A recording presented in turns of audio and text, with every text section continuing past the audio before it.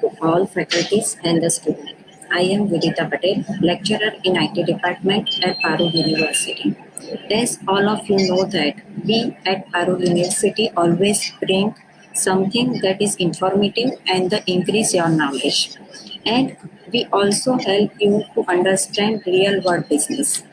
Toward the same, kindly allow me to introduce Dr. Viral Kapadia, Deputy Director, Computer Center at MS University, who would like to share his experience with all of us on IoT and big data analytics.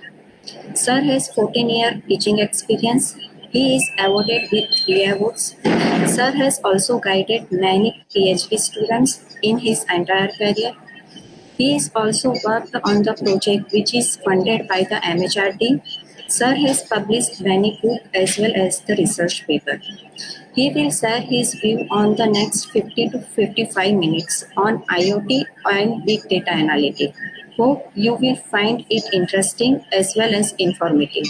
On behalf of entire Parul University, I welcome Dr. Viral Kapadia sir to conduct the webinar. Over to you, sir. Thank you very much, madam.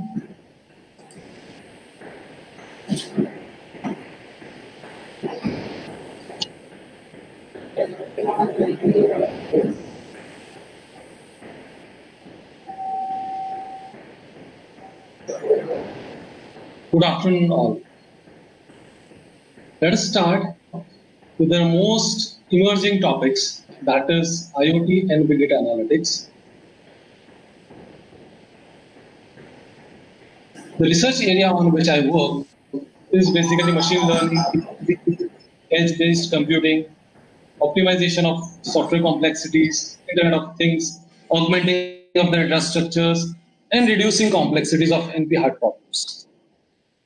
So for today's webinar, the path line would be definitions, IoTs and big datas, what are big data analytics tools available, what are the solutions, and again what we have is the problems with the solutions that also we'll discuss, and what are the research opportunities available in this field. If we see the flow, that is, IoT is the major inducer or creator of big data. But whenever we put not many sensors together, we create an IoT system. After that, it generates a big data. Now, once the big data has been generated, the major part is its analytics. Because if you don't have business intelligence and analytics together, it is of no use. So, Brand has said that if you have a data without any analytics, it's purely a noise. It is of no use. So we cannot keep these two parts separate. That is, Internet of Things that can be induced by any of the device, any of the person, any of the infrastructure, at any of the locations. All this is the continuous, it generates big data. Now, we understand that big data, basically, it could be managed in a distributed system as well as centralized system. You can have volume, you can have velocity, you can have variety in big data, data collections, data visualizations, and quality of data. These are the major challenges. And again, security and privacy are the biggest threat that we have in the system. So at the end, we'll be focusing only on the one topic, that is a compute. Now, if we see the sources, basically the sources are sensors, applications, software agents. Even we ourselves generate a lot of big data, organization and hardware resources. So, before starting with IoT, we'll have some top examples. That has helped us to understand that what we expect by IoT devices.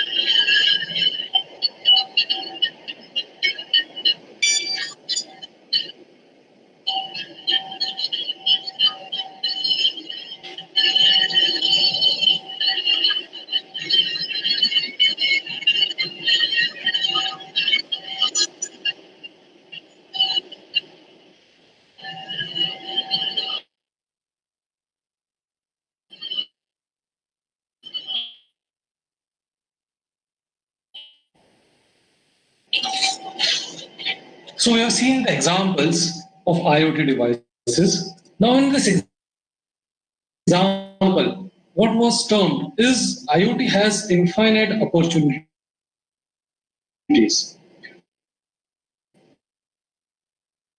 When you are going in your home, you can have a fully automized home. You can fully have automized your infrastructure, your companies.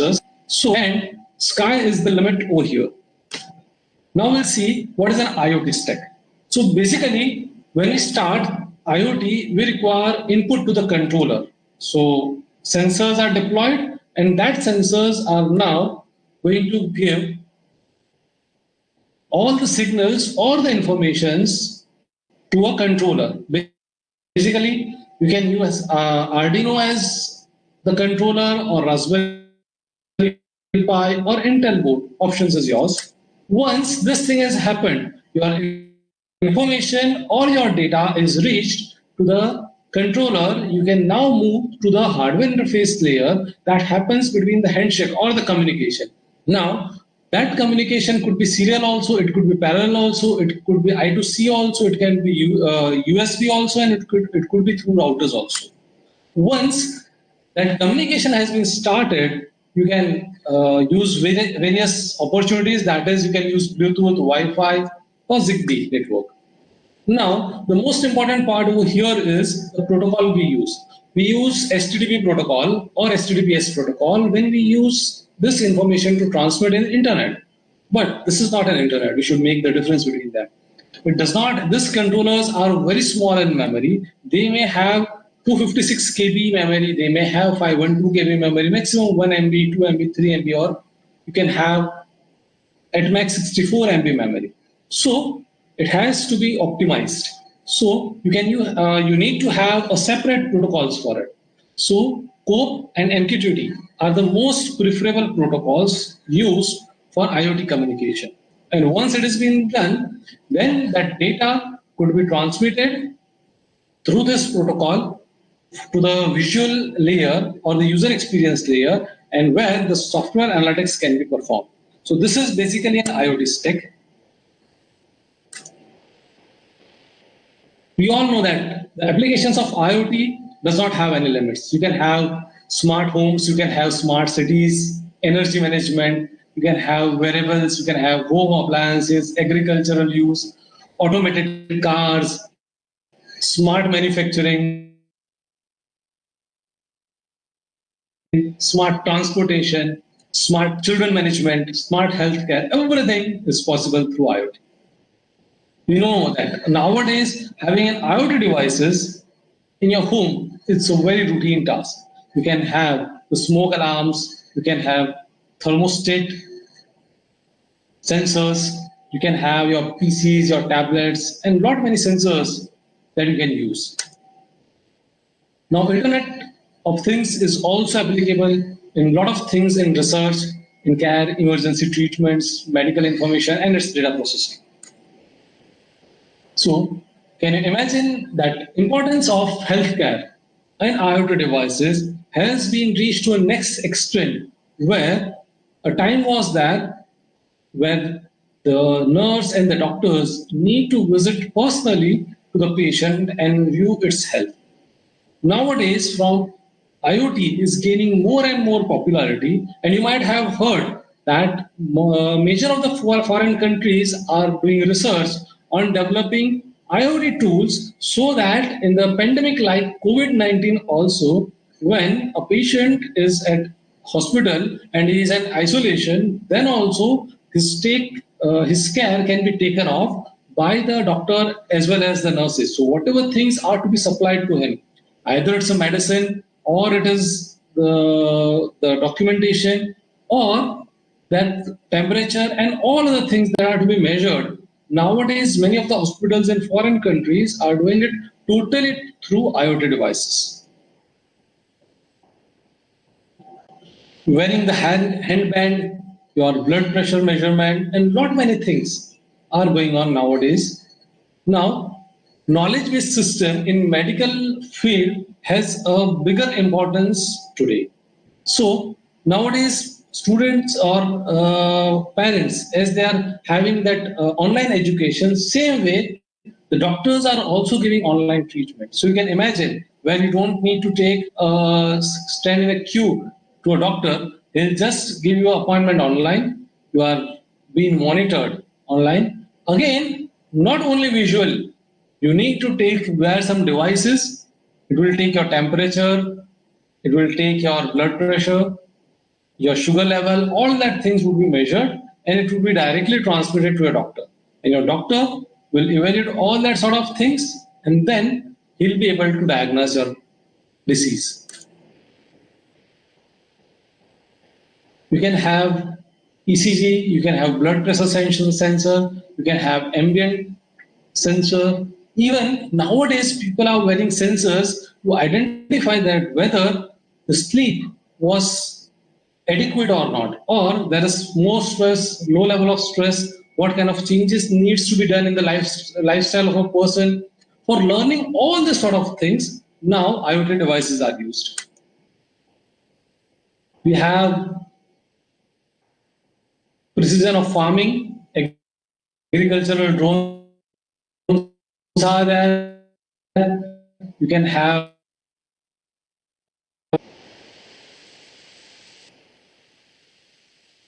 nowadays, even in farms also, you have drones, not only to check whether the crop is fine or not. The drones are used for multi-purpose, for giving the pesticides, also monitoring the quality of soil that is there. The drones are for field monitoring, water supply.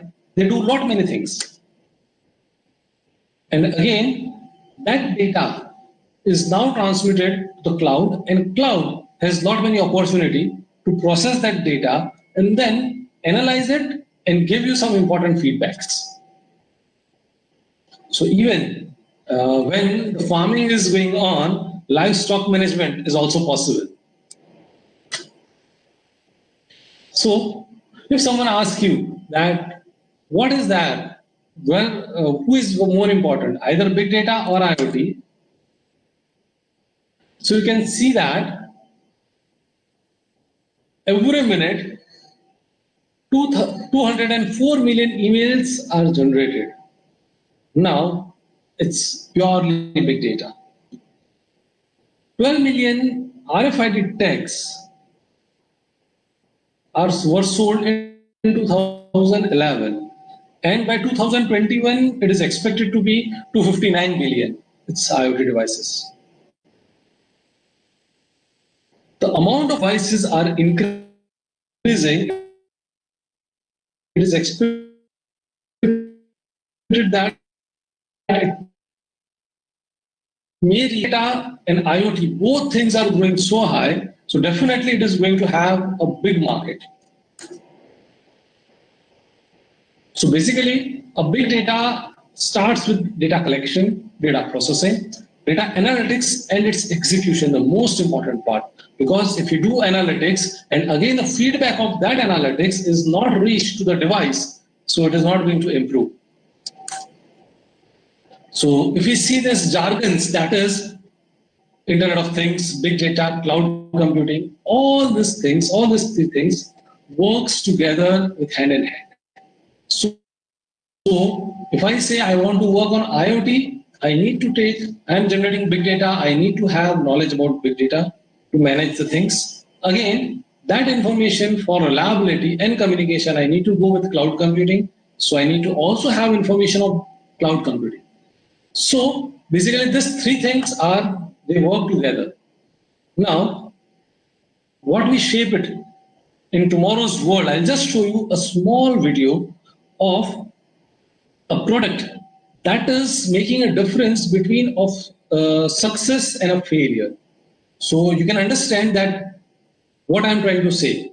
I'm coming up the edge computing. So IoT and big data, everything together is now moving towards edge computing. If your edge is not intelligent, definitely it is going to end up to a failure. And if your edge is important, a lot of success could be achieved. So we'll just see a snippet of it.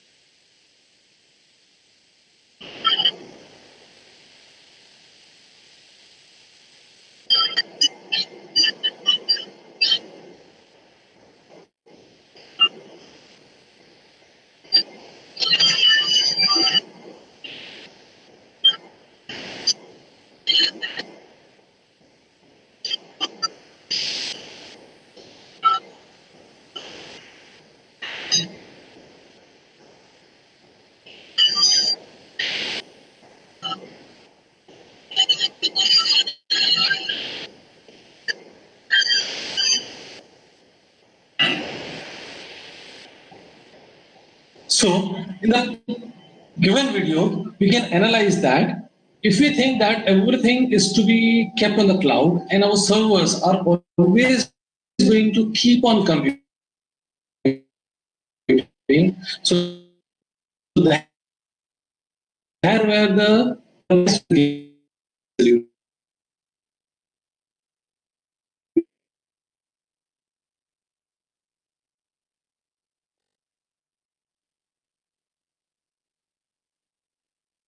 it could be Raspberry Pi, it could be Intel Jetson TK board, lot many things could be happen. Now what we are expecting is this controller is going to throw the data to the cloud or to the server, and once the server has received this data, they are going to process it up and give it back to the user. Is this model going to work? No. This is where the difference between failure and success lies. Because you can imagine that if you want to make a decision, it has to be proactively taken on the edge. Because when a device is working in the manufacturing level, if that device every time needs to transmit the data to the server, and again, according to the instruction received from the server, they are going to work. This delay is going to mess up the whole communication, because you can imagine a manufacturing unit of a table that is an automatically made. So now everything is channelized altogether. So whenever a table is manufactured automatically, so the base, the flat portions, all these things are assembled together, and if any one of them device fails due to delay in the network communication, what will happen? The product is waste.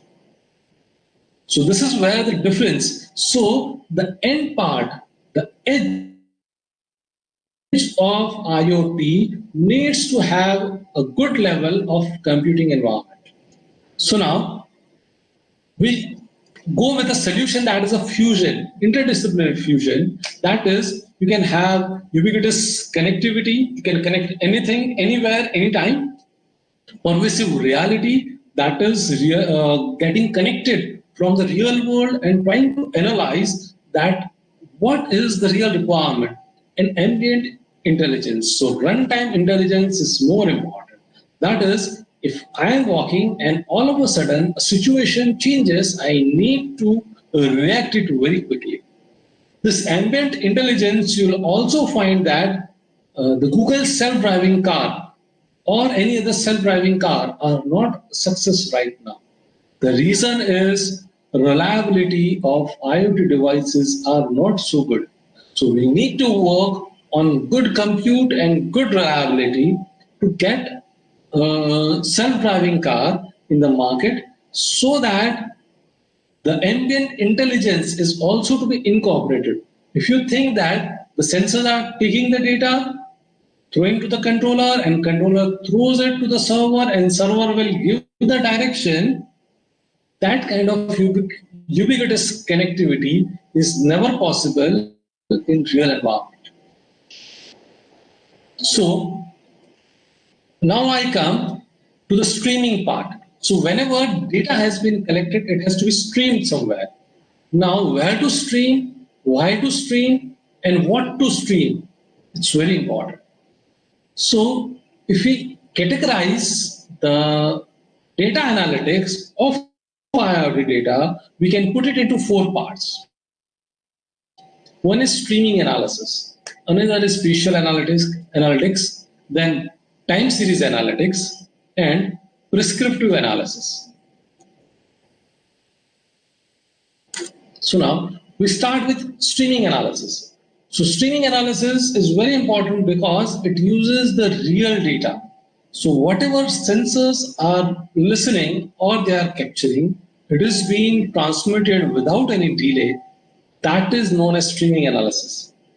So again, the characteristic it has, it is, if not realized in the time frame of that window, it would be lost. So it is just going to throw the data maybe each and every microseconds or milliseconds, it is going to throw the data. And if you are not able to receive it, you're going to lose that data. So the decision of action to be taken has to be very fast. Data is continuous and comes quite quickly, requires special attentions, and change the data of the sensors are changing very rapidly. So if you can say that if I'm observing the share market, so that share market data change is very important. It could have a fluctuation of a minute or half a minute, and if I'm late half a minute or 2 minutes, the value could be changed, and it could I need to pay a price for that. So it's very important to maintain the streaming analysis. Now, for tools for this analysis is which kind of tools to use. So Flink, Storm, Kinesis, Samza, and Kafka. These are the famous platforms we have that we can use for analytics. Flink, that is based model.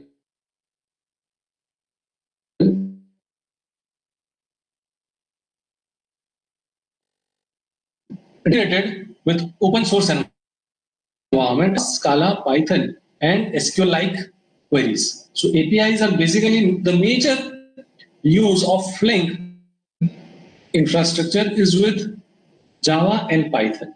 It also has inbuilt machine learning libraries, that is Flink ML.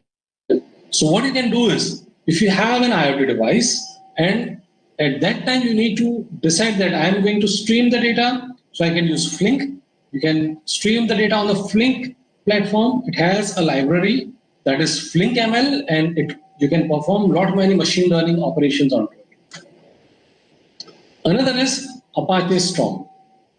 So Storm is basically known for its accuracy and speed. So it is quite scalable. It works on parallel clusters and machines. It is very reliable. So the first part that we took, that is Flink, it is not 100% reliable. So it is in Apache Storm,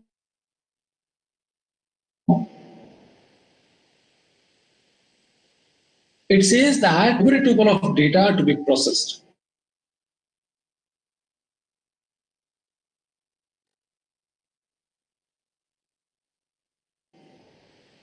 But the only problem is the time.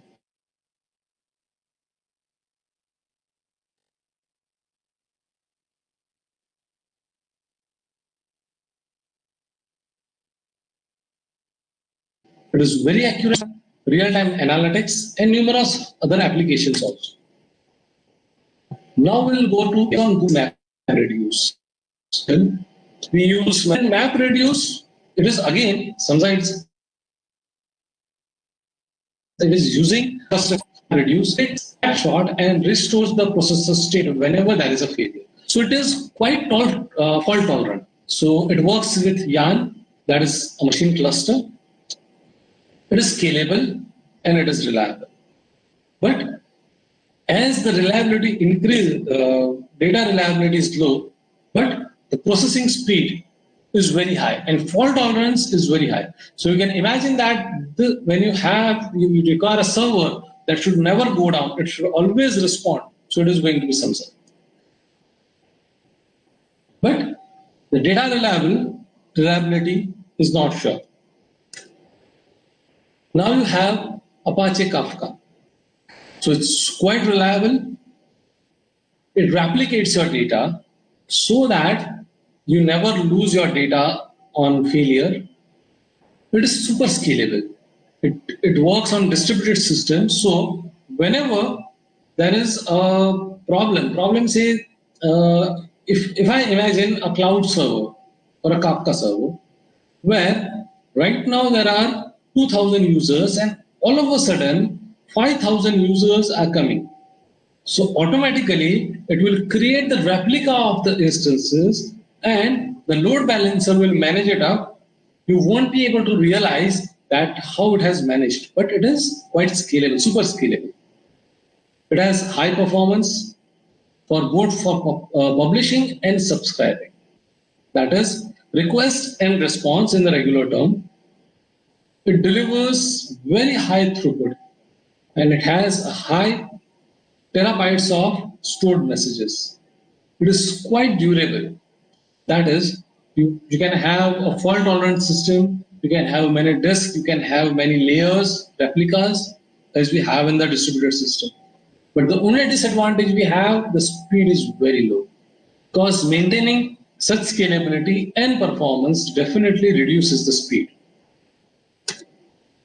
So at the end, if I think to summarize that this all analytics tools. So we need to identify our requirement before going to the way of communication we do, the way of IoT devices we select. So if we say the data that I am acquiring from the sensor, it is non-time sensitive, then you should go with Spark. Basically, Spark also uses Hadoop's MapReduce. It is Hadoop and MapReduce combination. That is, your data is not time sensitive. Even if you lose some data, it will work. It's fine. Then Spark is a good option. If you have a time sensitive data, but non-bulky, you are receiving data very fast, you don't need to process it much in future. So the data before 2 days is now of no use. It's fine. So, but right now, whatever data is coming, it's very important for me. So I should go with Storm. If you have moderate system where you need to balance between non-time sensitive data and time sensitive data, you can go with Kafka and Kinesis. So nowadays, each and every platform, say AWS, say Microsoft Azure, Google Cloud, each and everything are giving this infrastructure on the cloud. So you can select any of the infrastructure. Kafka, Kinesis are given by AWS. Even Microsoft is also supporting Storm. Google gives MapReduce, Google Cloud. So not many options we have, but we should know that which kind of application should use which kind of infrastructure. Now, if you don't have anything to do with, you can go with Flink. This is all and so also an open source, and it is silently getting more and more fame. So if you don't have much time sensitive data or non-time sensitive data, you don't know about anything, try with Flink. Definitely you'll enjoy working with it. Now you can also take with another things, that is paid services, IBM Streams, Azure Streams Analysis, lot many things are there. So if we see the analysis, I'll be describing the analysis into 3 parts. At the bottom, where data is very high, you have a big data, we can go with descriptive analysis. Descriptive analysis is basically classifying the data in various classes, methods, and analyzing it. So not many machine learning tools works with descriptive analysis and data mining. Now, before that, after that, we go with predictive analysis. So right now we use a lot of machine learning techniques to predict the weather forecast, to predict whether this corona is going to grow, how much it is going to grow. Lot of people are working onto that. And above that, now we come to prescriptive analysis. So basically coming to a solution. Having a prediction is a different thing and having a solution is a different thing. So we don't want our doctor to whom we go to predict that, okay, fine, you could have this and you could have this also and you could have this also. As people are predicting, say, okay, after 2 days, there is a high probability that it could rain. It could rain also, it won't rain. It's very casual approach. But if I go to a doctor and doctor says, okay, you could have a fever also day after tomorrow, or you could not have, it's fine. So I'm not able to convince with that. So we require exact solution rather than only a prediction. So that is known as a prescriptive analysis that a doctor gives that, okay, fine, to analyze each and everything minutely, and after that come to a solution that this is the problem of a solution. So, descriptive analysis tools, SPSS, R, Excel, Statistica, lot many things can be used. For predictive analysis, you can use lot many data mining, machine learning, artificial intelligence algorithms to predict what kind of things are going to happen.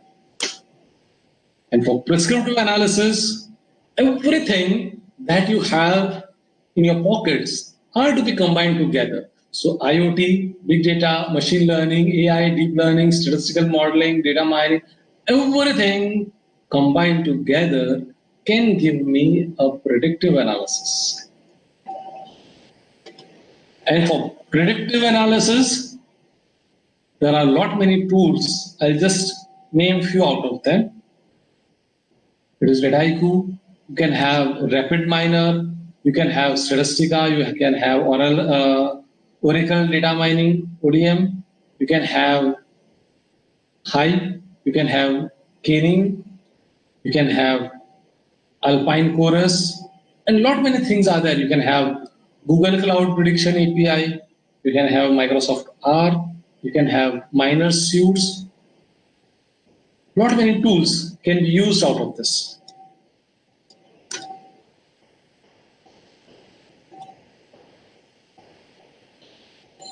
So these are the predictive analysis. So communication, statistical modeling, consumer behavior, machine learning, pattern analysis, scoring, growth prediction, predictive behaviors, decision making, everything comes with predictive analysis. So when we go to predictive analysis, your imaging and diagnostics, your drug discovery, predictive analytics and risk scoring, your clinical trials, your virtual assistants, your compliances, your mental health, your hospital decision support system, your remote monitoring, everything together works with a predictive analysis. Now, descriptive analysis, predictive analysis, investigative analysis, your business rules, your adaptive engines, and your feedback all together will form a prescriptive analysis. So now the world is moving towards prescriptive analysis. So prescriptive analysis may have high computing heuristics models. They work with time-sensitive and decision-making part. So if we say that the difference between descriptive analysis, predictive, and prescriptive analysis, so when we have data and we perform some data mining, we perform some classifications, it could be termed as descriptive analysis. When to use? When you need to summarize the data for the business, you can use descriptive analysis. Limitation is limited ability to guide the decisions. You cannot have very accurate decisions. Then you have predictive analysis. So you can have statistical models, simulations. When to use it? You can use if you want to educate something or to guess something that will help you to generate that. But still, guesses are in the future and guesses are very less accurate. So that is the problem of predictive analysis. Now we go with prescriptive analysis. So we need to take optimization models, we need to take heuristics, and then based on that, when we make a prescriptive analysis, so when to do it? When you need to have very important, complex and time-sensitive decisions to be made and with a higher accuracy. So at that time, you can use prescriptive analysis, most effective to have control over whatever is going to be processed. So basically, IoT is using local distributed clouds and it works together. And just moving a bit fast, IoT devices, all of you are aware, or if you are not aware, you can have this information very easily, that you can have audio-visual devices, you can have UI devices, you can have sensors, connectivity. Connectivity can be done by Bluetooth, by Wi-Fi, Zigbee, weightless protocols, lot many things are there. Network, everything in the world now is going to be connected through IoT. The smart homes and wearables and smart cities are the major where IoT devices are used. Now, this is the core of your compute. So, which kind of core you are using? That is, you are using either Cortex M0, M3, M4, and accordingly, you can generate various devices. And accordingly, it will make the difference in your performance. So, IoT hardware sensors and actuators that will connect you to the real world are going to be the most important one. So, can have position, presence, or proximity sensors. You can have motion sensors. You can have humidity sensors, acoustic sensors, chemical gases sensors, flow management. You can have force, load, torque sensors, pressure sensors. You can have magnetic sensors. You can have movement sensors. Not many things are there. Now we'll see some of the sensors. So you can have ultrasonic sensor, gas sensor, color sensor, LDR, thermostat sensors are there, IR transmitters are there. So these are a few components that we require to develop an IoT devices. And the platforms, you can use ThinkSpeak, you can use IoT Cloud, you can use Microsoft Azure, AWS IoT, not many options you have.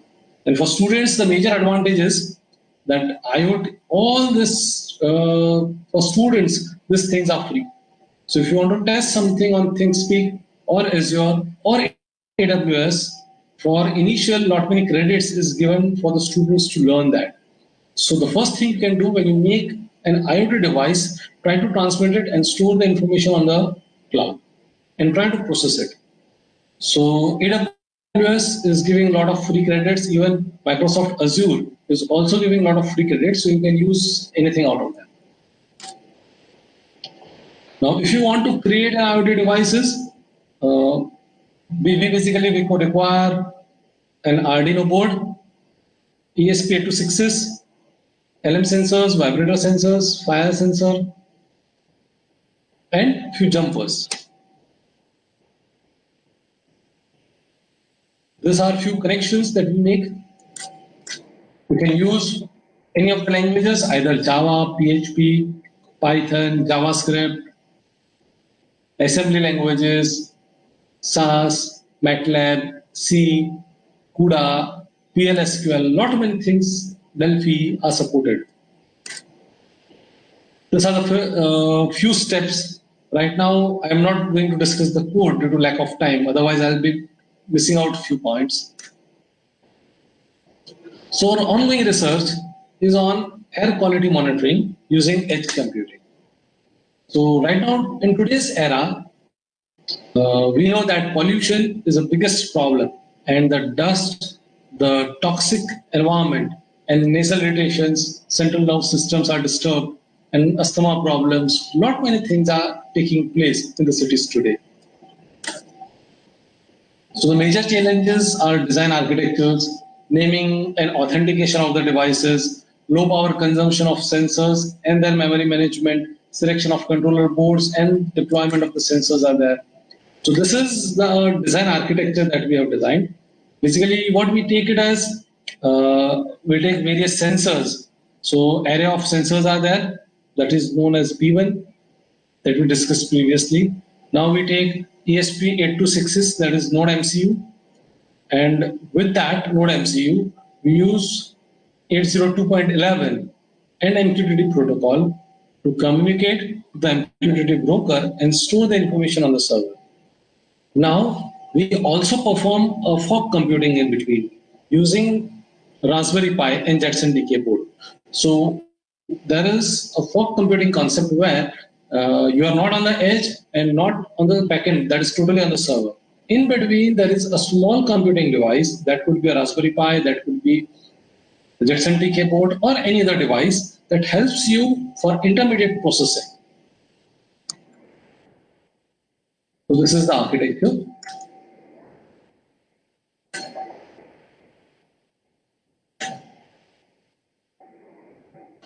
Three layers basically we use for data collection. We use UART, analog, digital, and I2C sensors. So PM2.5, PM10, CO, CO2, O3, NO2, the temperature and relative humidity sensors we have used till now. For communication layer, we don't use wireless sensor network, we use MQTT protocol. And for real-time processing, Raspberry Pi and Justin Tigway board with the API support are used. So this is the screenshot of the ThinkSpeak that I've already shown to you.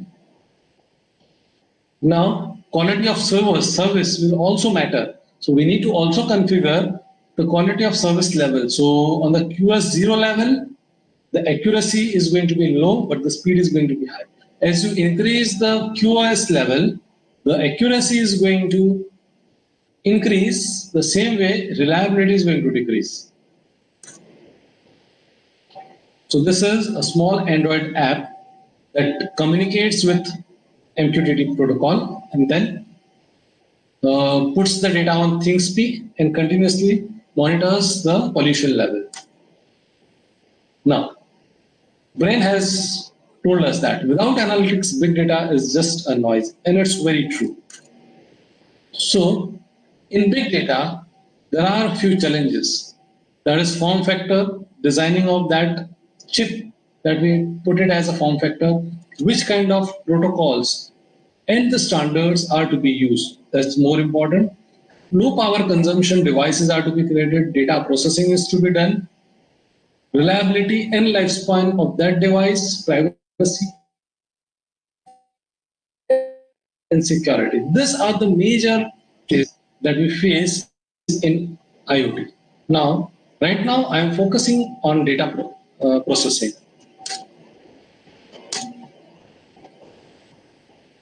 So you can imagine where your self-driving car is moving in the city, and all together with this self-driving car, you also have PM2, PM2.5, nitrogen dioxide, and lot many sensors attached to it. So it could also monitor the pollution levels with the same infrastructure, and it could store on the client on the cloud. And again, the cloud will give good analytics out of it.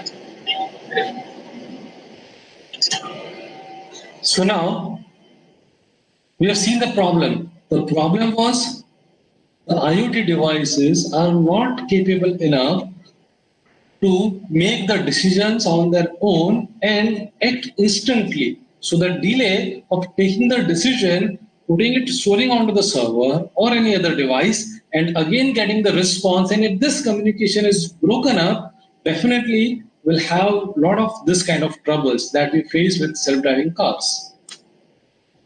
So the solutions for this is effective device level compute, add fog computing into it, add edge computing. Edge computing means your device is itself good to make a decision to do some computing and get better things, or make a decision on the runtime, and it will better give you a success rather than a failure. Better analytics is required, better communication protocol are to be designed, and secure channel communications are to be there, and secure protocols are also to be designed. You can imagine if the world is moving on IoT and there are a lot of security challenges. If you are moving with a self-driving car, nowadays, a lot many people, gradually we can believe after 5 or 10 years, everyone would be using a self-driving car. And in that scenario, you can imagine that if your communication protocol has been compromised and anyone is able to change your signals, you can have all accidents in the city. With a single communication break, single flaw in the protocol in IoT can make the biggest hazards in the world. So again, going forward with the technology, we also need to maintain the security and the protocols of IoT. So the solution for better compute is edge computing.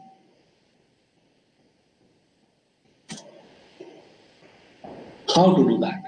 So for performing edge computing, rather than just using controllers, you can use good IoT boards. So you can have Raspberry Pi, you can have Intel Edition dual core board, you can have Jetson TK board. Basically, this board has a good feature. You can see that it has 192 CUDA cores. 192 CUDA cores is really an amazing part. You can have multi-threaded environment and you can control or process 192 processes simultaneously, and it has been supported by NVIDIA. It is having a NVIDIA CPU in Jetson TK board.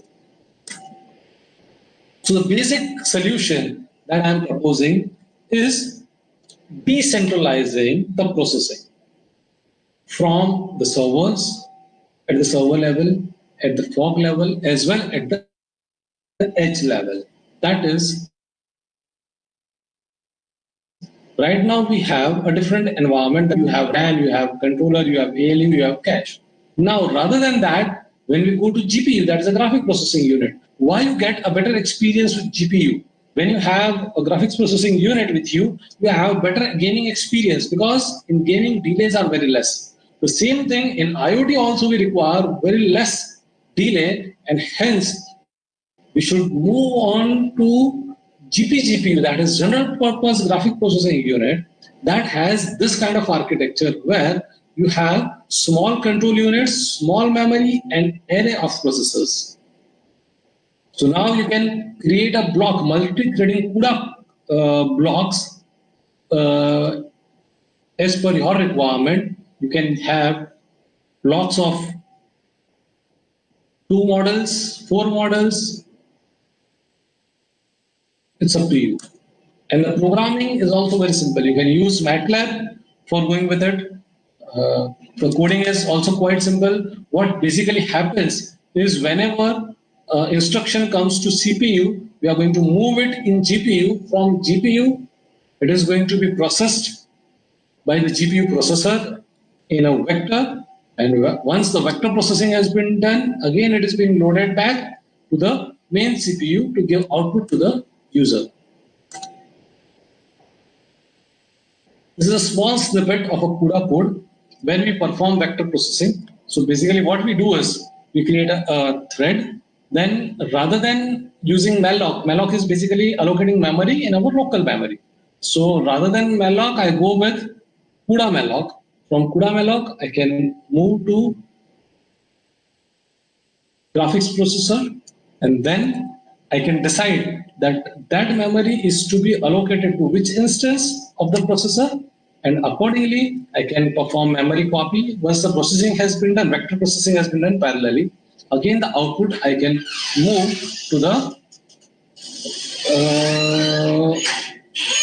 end device. So when you move to the end device, what you find is whatever compute you are doing is totally done by your graphics processing unit, that is GPGPU. So in today's era, it is more important to have edge computing, and edge computing itself means to reduce the complexity of execution on the server and give it back itself to the device. So if I say your camera, so if a camera is an IoT device and your connection is lost, again it should have a level of compute so that it can make a decision whether your compute is successfully done or not. If it is not done, it is not able to capture something, it will make a decision on its own and start processing accordingly. So I end up my session over here. Thanks a lot. Thank you, sir. Respected sir, it gives me immense pleasure in thanking you for sparing your valuable time and knowledge with us on the topic of IoT and big data analytics for our faculties and students and for all viewers outside the Pali University. Thus, on behalf of IT department, Pali University, I thank this opportunity to thank you once again for the webinars. Have a good day. Thank you, everyone. Thank you, sir. Thank you very much. Thank you. Thank you, sir.